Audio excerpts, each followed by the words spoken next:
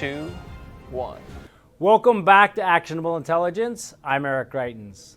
Well, folks, the MAGA March took place in Washington, D.C. this past weekend. It was a big show of support for President Donald Trump's campaign as the president's team is launching a number of legal challenges about election irregularities across the country.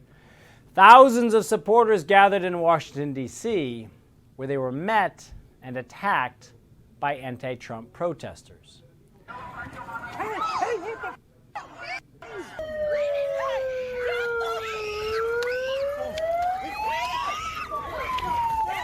She's with her kid.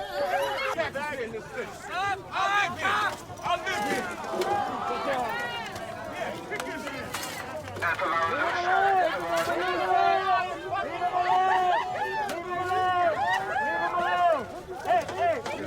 Now, here to break down what happened at the march and what's happening around the country is Turning Point Chief Creative Officer Benny Johnson. Benny, so good to have you with us today. Thank you. Thank you very much, Eric. So, Benny, you were at the march.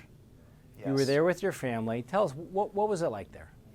Yes. So, as you watch these images of conservatives getting attacked in the street, Yeah. you need to separate yourself from party, separate yourself from preference. Did you vote for Biden, vote for Trump? I don't care, really. Yeah. Ask yourself, do you want to be on the side of the party that attacks elderly women, that attacks families, that attacks elderly men, that attacks children? You can see it in the clips right there that you played. You have little children being attacked. You have the elderly being savaged in the street. And egregiously and demonstrable evil being presented towards a political point of view. That's the vector of attack here, right? They're attacking someone for their political beliefs, a belief system. It should be a hate crime.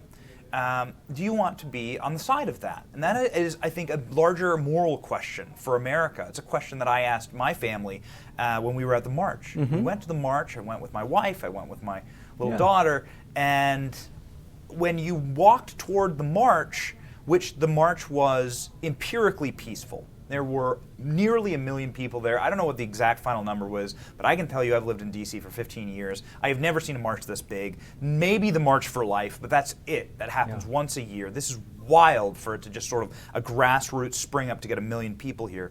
When you walked the march, you saw an empirically peaceful march, and then you saw Black Bloc members, paramilitary force Antifa, gathering on the fringes, waiting for night.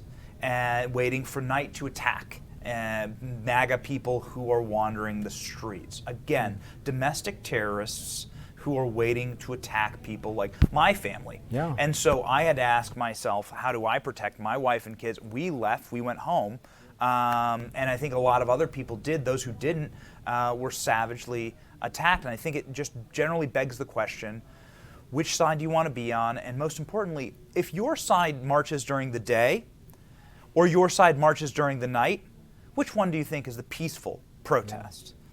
Yeah, and you know, Benny, one of the things that's striking too, I think a lot of people watch this, and what's really disturbing about it is that there's almost this normalization of political violence from the left. We saw it all through the course of the summer. We had looting, you had riots, you had arson in my home state of Missouri, you had peaceful people engaged in prayer who were violently assaulted, attacked by Antifa activists, and the reaction from the mainstream media was often to pretend it wasn't happening, to call it peaceful protests, or to try to excuse it. What do you think's happening as the media watches this violence? There is no other way to say it. The media is complicit. The media is complicit in the violence because, as someone who's done media for the last 15 years at half a dozen different digital news sites, I can tell you silence is literally violence. So when you don't refuse to cover something, it's as much as saying that you endorse it or agree with it. So when the most newsworthy story on all social media is leftists, Antifa, savages, domestic terrorists attacking innocent families, women, children, and elderly Trump supporters.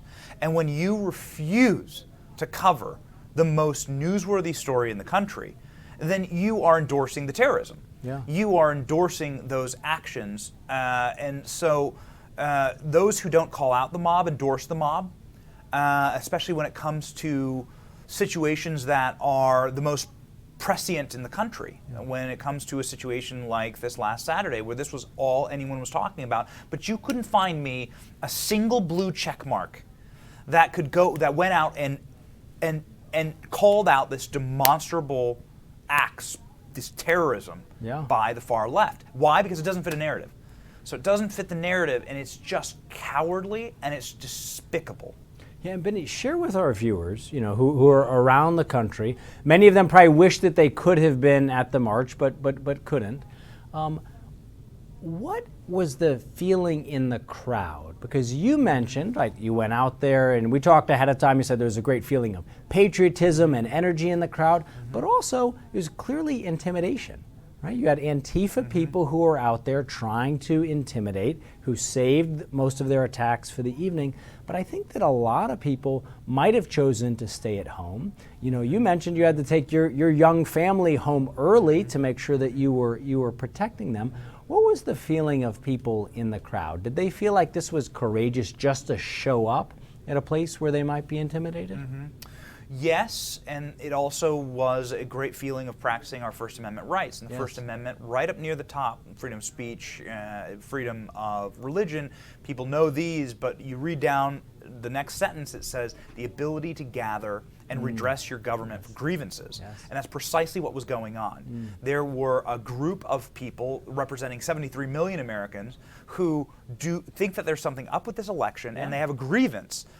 We are still waiting to see what the results of this election is, but you have grievances and you have a constitutional right, number one, First Amendment, to redress your government, to gather and to bring your grievances to the government, and that's precisely what happened. Now, shockingly, not a single building burned down by Trump supporters. Not a single police officer assaulted by Trump supporters. Not a single member of the far left was surrounded and beaten.